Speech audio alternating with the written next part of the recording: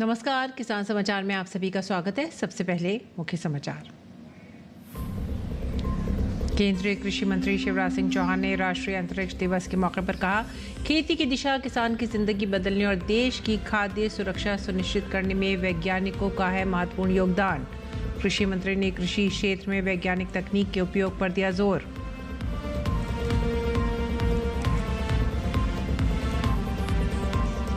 केंद्रीय कृषि मंत्री नई दिल्ली में एक राष्ट्र एक चुनाव के लिए उद्यमियों और व्यापारियों के शिखर सम्मेलन में कहा, आज हमारा देश दुनिया के किसी भी देश से आंख में आंख डालकर करता है बात। किसानों गरीबों के हितों के साथ नहीं किया जाएगा कोई समझौता, स्वदेशी अपनाने पर दिया जोर।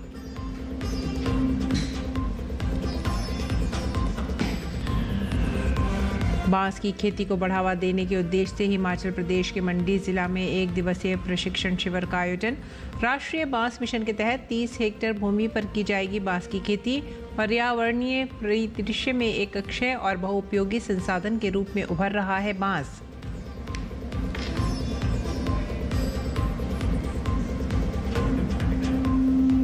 देश के अधिकांश हिस्सों में मॉनसून सक्रिय। गुजरात, उत्तराखंड, हरियाणा में आज तेज बारिश का ऑरेंज अलर्ट। राजस्थान के कई जिलों में मूसलाधार बारिश। कोटा, बूंदी में बाढ़ जैसे हालात। राहत बचाव में सेना का MI-17 हेलीकॉप्टर तैनात।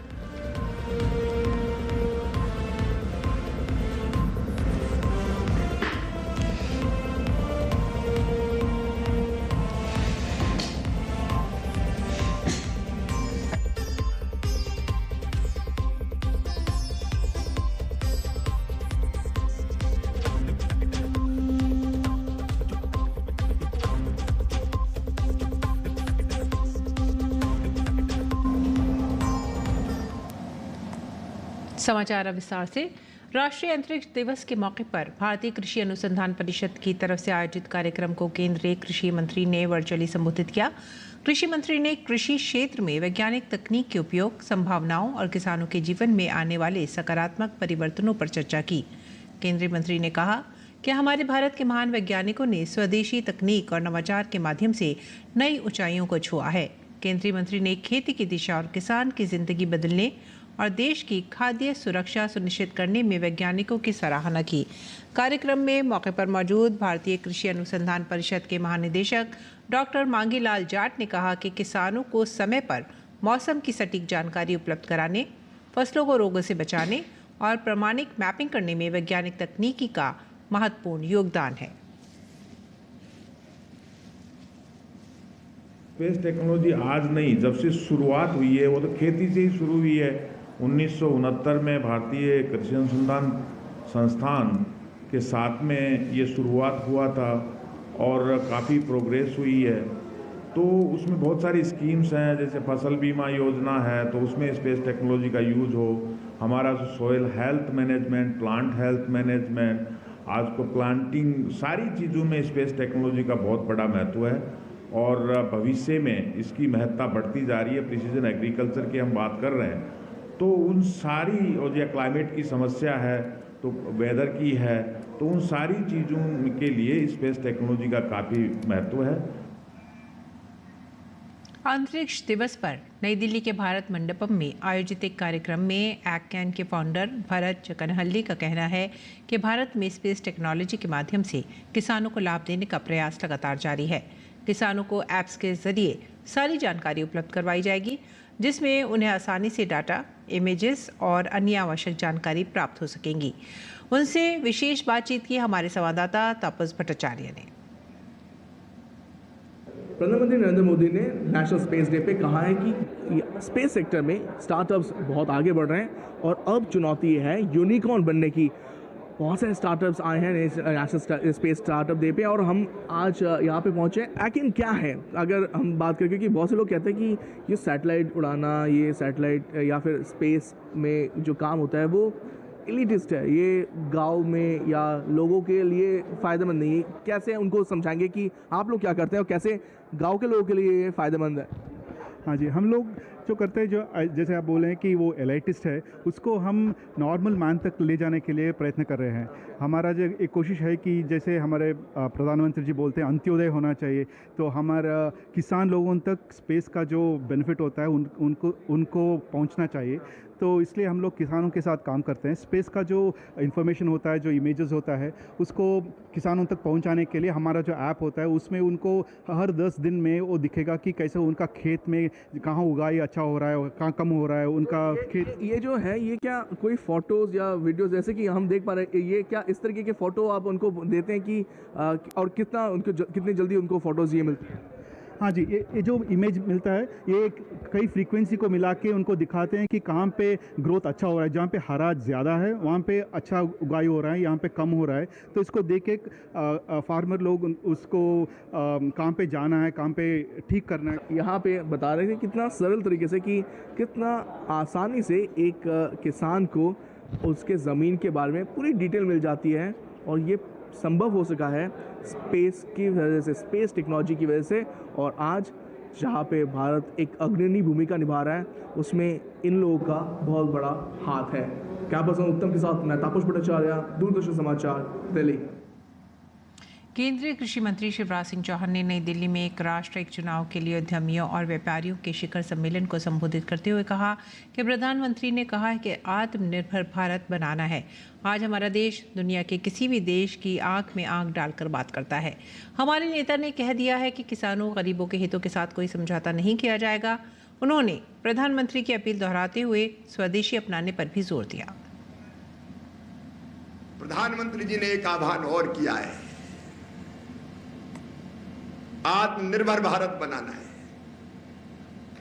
आज हमारा देश दुनिया के किसी भी देश की आंखों में आंख डाल के बात करता है, हम झुक के बात नहीं करते। और हमारे नेता ने कह दिया, राष्ट्रहित सर्वोपरि, राष्ट्र हितों के खिलाफ कोई चीज जाए ऐसा समझौता दुनिया में किसी से नहीं होगा, नहीं होगा, नहीं होगा।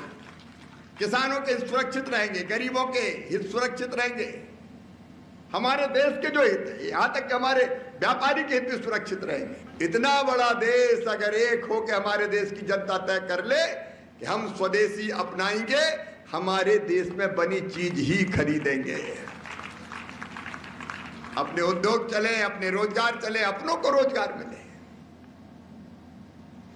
आगे बढ़ते हैं अगली खबर की तरफ। झारखंड के खूंटी जिले में लगातार और मूसलाधार बारिश से एक और खेती का भारी नुकसान हो रहा है, तो वहीं आम जनजीवन भी बुरी तरह से प्रभावित हो रहा है।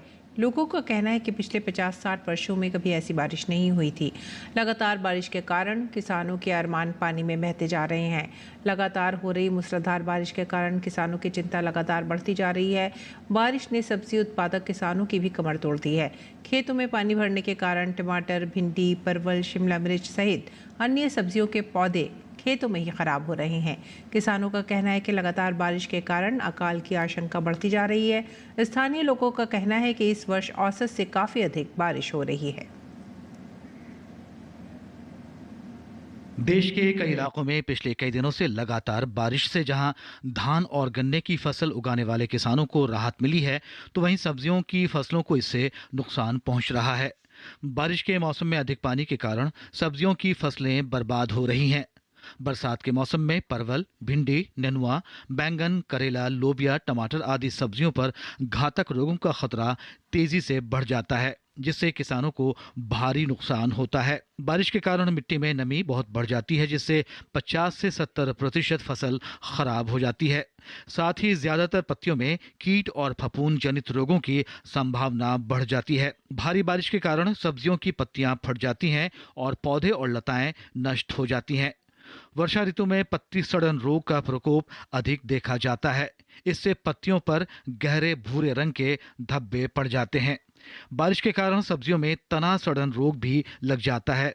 इससे बेलों के आधार सड़ जाते हैं और पौधे मुरझाकर मर जाते हैं। बारिश से बेलों और पौधों के तनों पर गहरे घाव हो जाते हैं, पत्तियां पीली पड़ जाती हैं। वो बारिश पड़ने से पानी भर गया, पानी भरने से सूख गया है, जल रहा है। धूप निकलती है, धूप से जलने लगता है, इस वजह से ये खराब हो गया।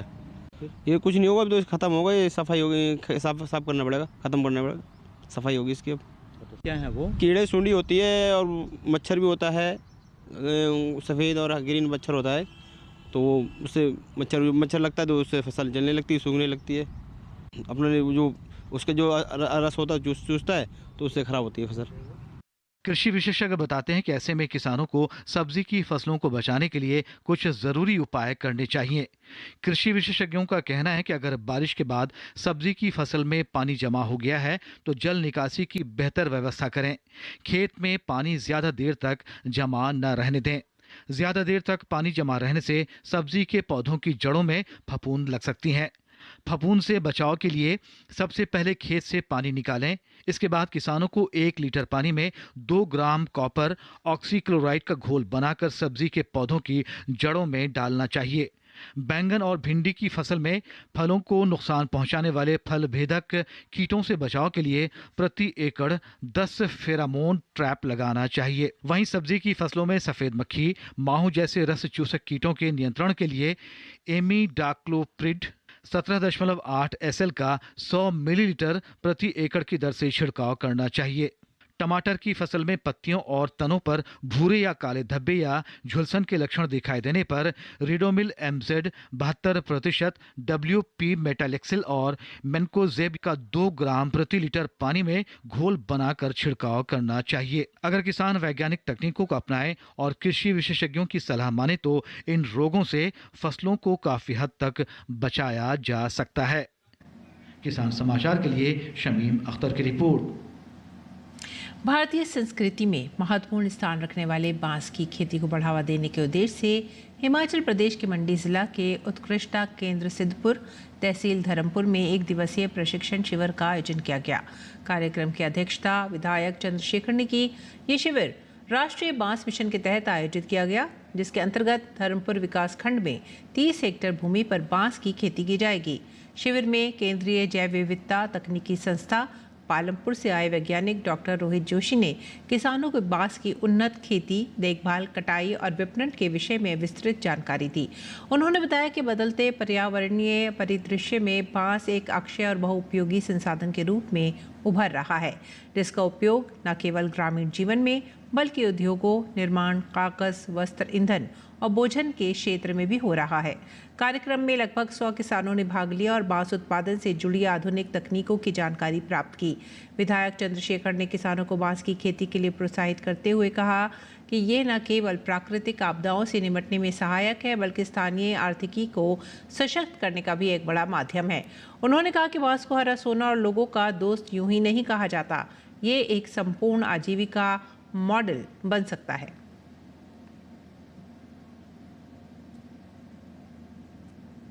सरकार ने केरल के कट्टनाड में मछुआरा समुदाय के उत्थान के लिए बड़ा कदम उठाया है। केंद्रीय मत्स्य पालन, पशुपालन एवं डेयरी तथा अल्पसंख्यक कार्य राज्य मंत्री जॉर्ज कुरियन ने मत्स्य पालकों के लिए आजीविका के अवसरों को बढ़ावा देने के उद्देश्य से एक नई पायलट परियोजना की घोषणा की है। कोची स्थित ICAR केंद्रीय समुद्री मत्स्य अनुसंधान संस्थान ने आयोजित एक बैठक में इसका निर्णय लिया गया। इस नई पहल के अंतर्गत भारत सरकार का मत्स्य विभाग कुट्टनाड में अर्थव्यवस्था को पुनर्जीवित करने के लिए आधुनिक और पारंपरिक जलीय कृषि पद्धतियों को लागू करने के लिए एक महत्वपूर्ण कदम उठाएगा। इनमें एकीकृत मत्स्य पालन, पिंजरे में मछली पालन, सतत एक मछली एक धान पहल और बायोफ्लोक मत्स्य पालन शामिल हैं। इस परियोजना के एक हिस्से के रूप में स्थानीय समुदायों को सशक्त बनाने और कामकाज को सुव्यवस्थित करने के लिए मत्स्य कृषक उत्पादक संगठन का गठन किया जाएगा। मंत्री जॉर्ज कुरियन ने कहा कि इस क्षेत्र के किसानों की आजीविका बढ़ाना इस पहल का प्रथम लक्ष्य है।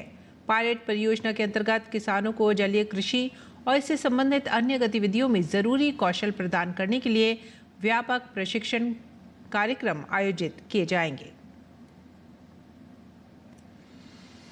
बात करेंगे अब मौसम की। देश के अधिकांश हिस्सों में मानसून सक्रिय और आज कई राज्यों में भारी बारिश की संभावना जताई गई है। खासतौर पर दिल्ली, NCR, हरियाणा और गुजरात में बारिश के साथ तेज हवाएं चलने की आशंका है।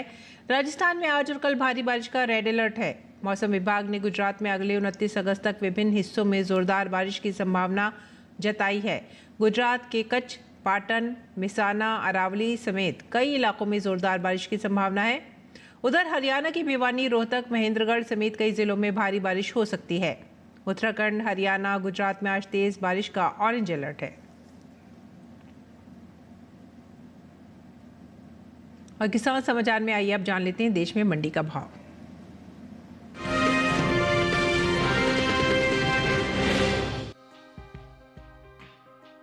मंडियों में इन दिनों सेब की आवक सामान्य है। हाजिर भाव की बात करें तो एग्मार्क नेट के मुताबिक गुजरात की पोरबंदर मंडी में 22 अगस्त को सेब का भाव रहा 7,500 रुपए, जो कि 23 अगस्त को 1,500 रुपए की भारी मजबूती के बाद 9,000 रुपए हो गया। हरियाणा की गुरुग्राम मंडी में इस दौरान सेब के भाव में भारी कमजोरी देखी गई। यहां 22 अगस्त को इसका भाव रहा 9,000 रुपए, जो कि 23 अगस्त को 1,500 रुपए लुढ़क कर 7,500 रुपए पर आ गया। वहीं पंजाब के लुधियाना मंडी में बीते 2 दिन यानी 22 और 23 अगस्त को सेब का भाव 3,000 रुपए क्विंटल पर बना रहा, जबकि उत्तर प्रदेश की अलीगढ़ मंडी में 23 अगस्त को सेब का भाव रहा 9,900 रुपए। राजस्थान की श्री गंगानगर मंडी में सेब की खरीद में गिरावट दर्ज की गई। यहां 22 अगस्त को इसकी कीमत थी 8,000 रुपए, जो कि 23 अगस्त को 500 रुपए गिरकर 7,500 रुपए रह गई। वहीं बात सेब की पैदावार की करें तो इस साल घरेलू स्तर पर देश में सेब की पैदावार में बढ़त देखने को मिल सकती है। कृषि मंत्रालय की ओर से बागवानी फसलों के लिए तीसरे अग्रिम अनुमान के ताजा आंकड़ों को जारी किया गया है, जिसके मुताबिक साल 2023-24 के दौरान घरेलू स्तर पर सेब की उपज 26,99,000 मीट्रिक टन होने का अनुमान जताया गया है, जबकि बीते साल इस दौरान सेब की पैदावार 26,75,000 मीट्रिक टन रही थी। यानी इस साल सेब की पैदावार में 24,000 मीट्रिक टन की बढ़त देखने को मिल सकती है। उम्मीद है कि इसका असर सेब के बाजार भाव पर पड़ सकता है। सेब के निर्यात पर नजर डालें तो एपीडा की ओर से जारी ताजा आंकड़ों के मुताबिक सेब के निर्यात में कमी आई है। वित्त वर्ष 2023-24 के दौरान देश से होने वाले सेब का निर्यात 21,852 मीट्रिक टन का हुआ है, जबकि बीते साल इस दौरान सेब का निर्यात 52,875 मीट्रिक टन का हुआ था। यानी साल 2023-24 के दौरान सेब के निर्यात में 31,023 मीट्रिक टन की कमी देखने को मिली है।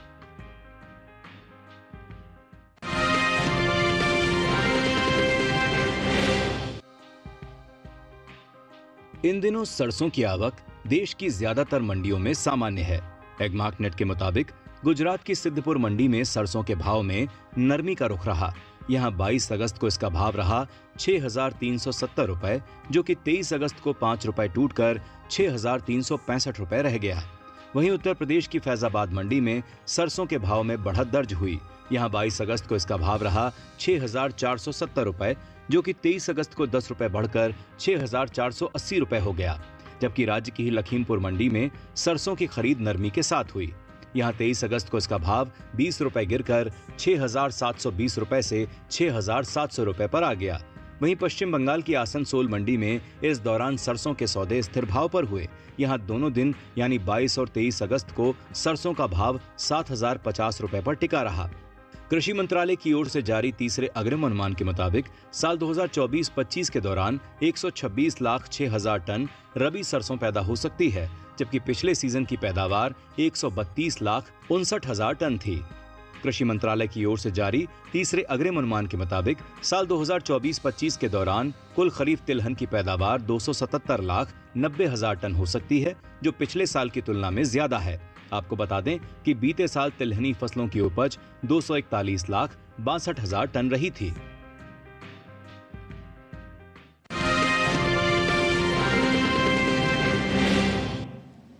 और आइए बात करेंगे मौसमी खेती की। किसान इस मौसम में कैसे रख सकते हैं अपनी खेती का ख्याल, देखते हैं। नमस्कार, आप देख रहे हैं डीडी किसान। मैं हूं एआई कृष और आज हम हिमाचल प्रदेश और उत्तर प्रदेश में होने वाली खेती किसानी से संबंधित सलाहों के बारे में पूरी जानकारी देंगे। हिमाचल प्रदेश में टमाटर की तुड़ाई करें, वहीं शिमला मिर्च की तुड़ाई कर सकते हैं, साथ ही बैंगन की तुड़ाई कर लें। इसके अलावा हल्दी के खेत से खरपतवार निकाल लें। किसान अदरक के खेत से भी घास फूस निकालें। हिमाचल प्रदेश में ब्रोकली की रोपाई कर लें। यहाँ फूल गोभी की रोपाई कर सकते हैं। इसी तरह पत्ता गोभी की रोपाई कर लें। अभी धान के खेत से जल निकासी की व्यवस्था करें। किसान मक्के के खेत से पानी की निकासी का उचित प्रबंध कर लें। वहां करेले के खेत से भी जल निकासी की सही ढंग से व्यवस्था कर लें। हिमाचल में खीरे के खेत से पानी की निकासी का उचित प्रबंध करें। उत्तर प्रदेश में बैंगन की रोपाई कर लें। किसान हरी मिर्च की रोपाई कर सकते हैं। इसके साथ ही टमाटर की रोपाई करें। यहां अमरूद की रोपाई कर लें। इसके अलावा आंवले की रोपाई कर सकते हैं। उत्तर प्रदेश में नींबू की रोपाई करने का समय उचित है। किसान अरहर के खेत से खरपतवार निकाल सकते हैं। यहीं उड़द के खेत से घास फूस निकाल लें। साथ ही मूंग के खेत से भी खरपतवार निकालें। इस समय मूंगफली में कीट लगने की संभावना बनी हुई है। ऐसे में मूंगफली में कृषि विशेषज्ञों की सलाह से कीटनाशक का छिड़काव कर लें। किसान लीची की रोपाई कर सकते हैं। वहां ज्वार के खेत में निराई करें। इसी तरह कृषि और किसानों से जुड़ी हर महत्वपूर्ण जानकारी के लिए हमारे साथ जुड़े रहिए और देखते रहिए डीडी किसान। धन्यवाद।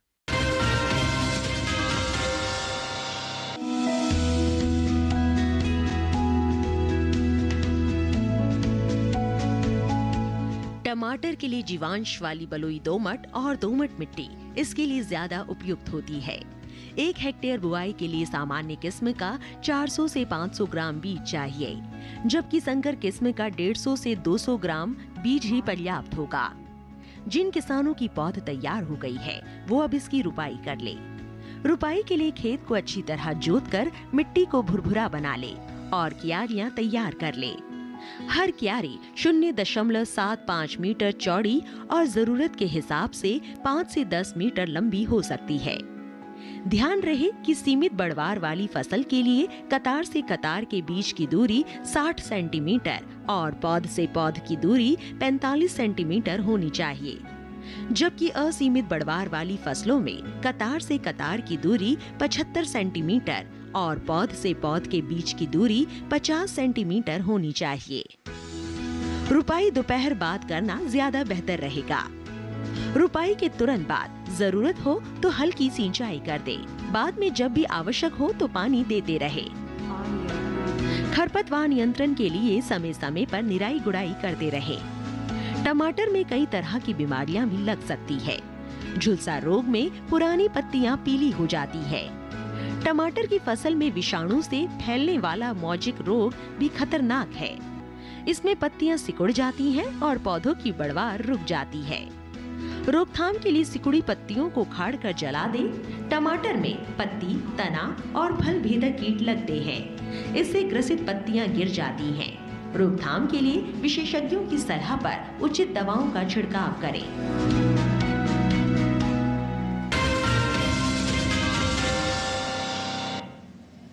और आइए अब नजर डालते हैं कुछ और महत्वपूर्ण खबरों पर। खास खबर में गृह मंत्री अमित शाह राष्ट्रीय राजधानी में 2 दिवसीय ऑल इंडिया स्पीकर्स कॉन्फ्रेंस का उद्घाटन किया। केंद्रीय मंत्री किरण रिजिजू ने जॉर्ज सोरोस का हवाला देते हुए राहुल गांधी और कांग्रेस पर निशाना साधा। कहा, प्रधानमंत्री नरेंद्र मोदी के नेतृत्व में कोई भी भारत को अस्थिर नहीं कर सकता।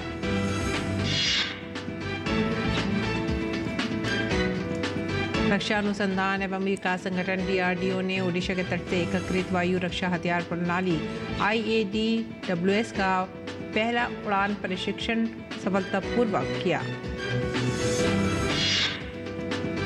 RJD नेता तेजस्वी यादव के खिलाफ दर्ज FIR पर केंद्रीय गृह राज्य मंत्री नित्यानंद राय ने कहा कि तेजस्वी यादव हमेशा प्रधानमंत्री नरेंद्र मोदी के खिलाफ अपशब्दों का प्रयोग करते हैं, जिससे बिहार की जनता की भावनाएं आहत होती हैं। गुजरात में जाफराबाद के पास समुद्र में 3 नावों के डूब जाने से 11 मछुआरे लापता हो गए हैं। मछुआरों की तलाश लगातार जारी है।